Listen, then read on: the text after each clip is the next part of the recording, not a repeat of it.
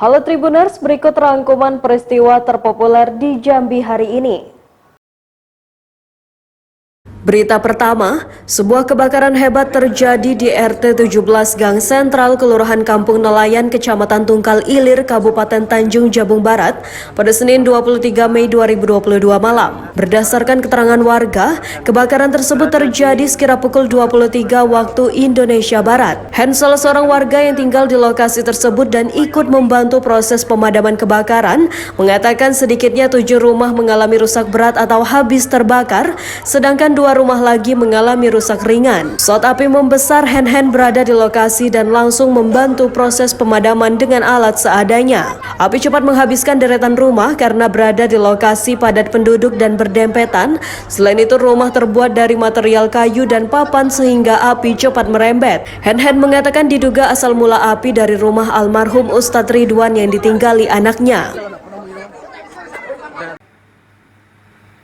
Berita kedua, hari pertama berdinas di Kabupaten Tebo, PJ Bupati Aspan mendadak melakukan sidak ke RSUD Sultan Taha Syaifuddin Tebo pada Senin 23 Mei 2022 sekira pukul 22.30 waktu Indonesia Barat.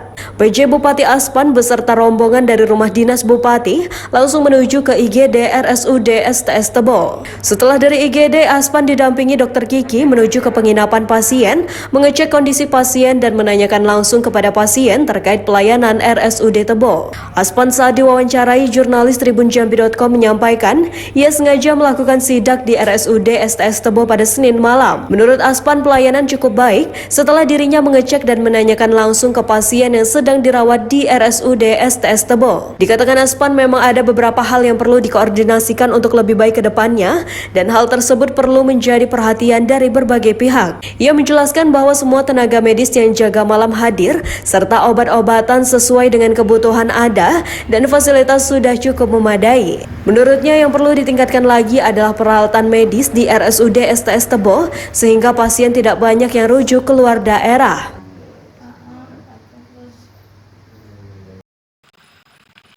Berita ketiga, setelah dilantik menjadi PJ Bupati Sarolangun, Hen Rizal langsung bekerja. Pada Selasa 24 Mei 2022 dini hari, Hen Rizal melakukan inspeksi mendadak ke RSUD Khotib Kuzuen Sarolangun. Hen Rizal tanpa membawa sejumlah pejabat melihat kondisi pelayanan, sarana, dan prasarana serta kesiapsiagaan petugas medis yang dinas malam di RSUD Khotib Kuzuen tersebut. Dari pengamatannya, sejumlah ruangan VIP tidak terurus secara baik. Bahkan Hen Rizal menemukan tempat tidur pasien yang sudah tidak terpakai terletak di sembarang tempat. Selain itu, Hen Rizal yang sempat tidak dikenali oleh sejumlah tenaga medis ini melihat kondisi WC dan rumput yang sudah tinggi di halaman rumah sakit tidak dibersihkan. Hen Rizal sempat bertanya dengan seorang pasien mengenai pelayanan Rumah Sakit Umum Sarolangun, apakah sudah baik atau belum. Pasien laki-laki usia lebih kurang 62 tahun itu yang beralamat di Desa Tingting, Kecamatan Sarolangun itu mengatakan pelayanan Rumah Sakit Umum tergolong baik.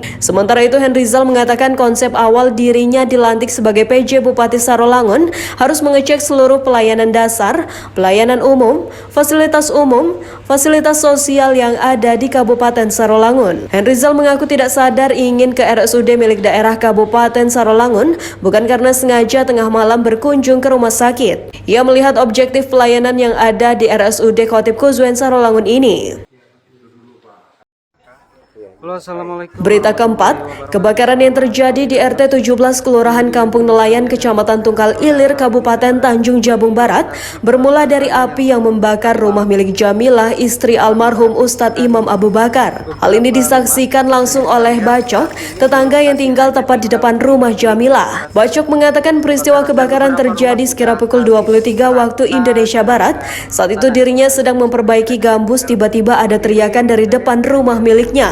Melihat api sudah membesar, lalu Bacok berteriak meminta tolong kepada warga lainnya. Saat terjadi kebakaran, kondisi air laut sedang pasang karena kampung nelayan ini berada di pinggir laut, sehingga warga memanfaatkan sisa air pasang tersebut untuk memadamkan api dengan alat seadanya.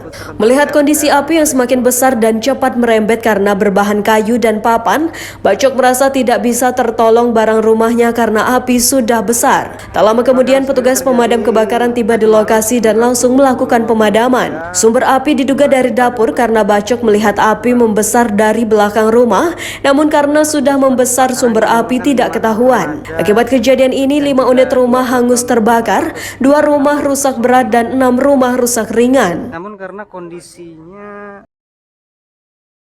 Berita kelima, wajah baru SD Negeri 175 Kota Jambi sudah terlihat berbeda karena berstruktur beton usai pembangunan setahun anggaran akibat kebakaran yang terjadi 18 Desember 2020. Hasbullah, guru SD Negeri 175 Kota mengatakan bahwa dahulu kalau menggunakan perkiraan 80%, infrastruktur bangunan terbuat dari kayu dan papan lalu selebihnya. Sebelum mendapatkan bangunan baru, mereka tidak memiliki perpustakaan sekolah. Saat infrastruktur masih papan dan kayu, pihak sekolah memfasilitasi siswanya membaca dengan buku-buku yang ada diletakkan pada ruangan tersendiri. Walau kini berstatus gedung baru, namun fasilitas buku mereka belum terisi yang terlihat dari pantauan Tribun Jambi. Rak-rak buku di perpustakaan masih kosong dari tumpukan buku yang hanya ditemani sepasang kursi dan meja. Lantai sekolah dari ujung ke ujung lorong yang masih telanjang juga terlihat putih kinclong. Walau akan terisi barang-barang baru, sekolah tersebut juga menerima banyak kursi dan bangku bekas berasal dari sumbangan seluruh SD SMP dalam Kecamatan Telanai-Pura, ditemani dengan papan tulis putih bekas yang juga barang sumbangan. Demikian rangkuman peristiwa terpopuler hari ini. Simak terus update berita terkini di YouTube dan Facebook Tribun Jambi.